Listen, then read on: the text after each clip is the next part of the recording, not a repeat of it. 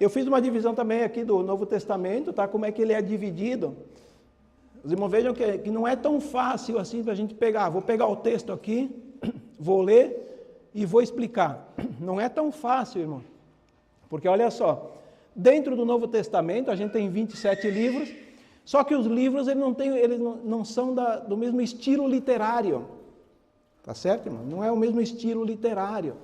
Os evangelhos, aqui está escrito biográficos, mas é por causa da cópia que eu tirei, mas na verdade os evangelhos não são bem uma biografia de Jesus. Porque o que é um livro biográfico? O livro biográfico, irmãos, é aquele livro que ele dá detalhes da vida de alguém, todos os detalhes, os mínimos detalhes. A gente não tem nos evangelhos mínimos detalhes da vida de Jesus. Por quê? A gente tem ali o nascimento dele, né, os primeiros dias. Depois a gente vai encontrar Jesus lá com 12 anos de idade, e daqui a pouco a gente vai lendo ali, daqui a pouco Jesus está com 30 anos de idade. Então não é exatamente um livro biográfico. Os evangelhos, na verdade, eles são uma narrativa da vida de Jesus, dos principais fatos da vida de Jesus, tá bom?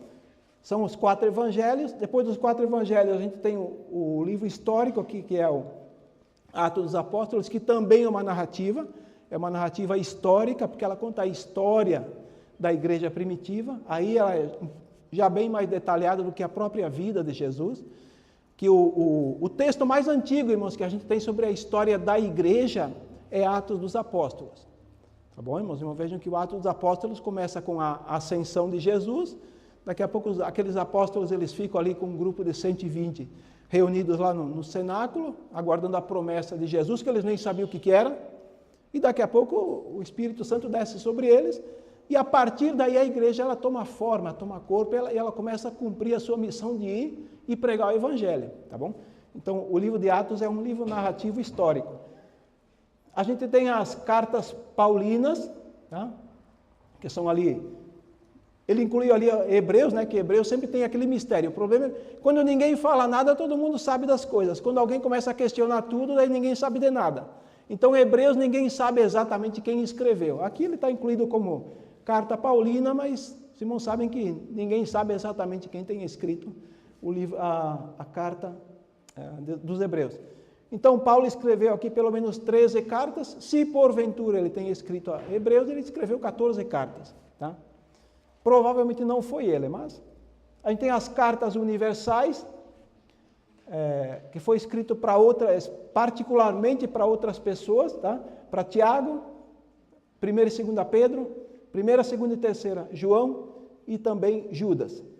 E por fim a gente tem um último livro aí do Novo Testamento, que ele tem uma linguagem profética, escatológica, tá bom? Então os irmãos vejam que a gente tem no mesmo livro, vamos dizer assim, composto de 27 partes, né? A gente tem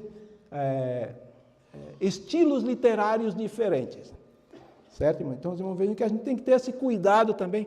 Eu lembro que o irmão Moisés, uma época, deu um estudo ali na Equador sobre os livros poéticos. Quando a gente for ler um livro poético, irmãos, a gente não pode pegar ao pé da letra exatamente o que está escrito lá, certo? A gente tem que ter esse cuidado. Aqui é a mesma coisa, tá certo, irmãos? A gente tem que entender que alguma coisa, o Evangelho é uma narração da história de Jesus, o Atos dos Apóstolos é uma narrativa da história da igreja, já as cartas ou epístolas, né, elas são escritas do apóstolo Paulo ou escritas por outros discípulos, né, e lembrando sempre que essas epístolas, elas têm um tom mais teológico, mais de instrução teológica. Então, as instruções para a igreja, irmãos, a gente vai encontrar principalmente nas epístolas,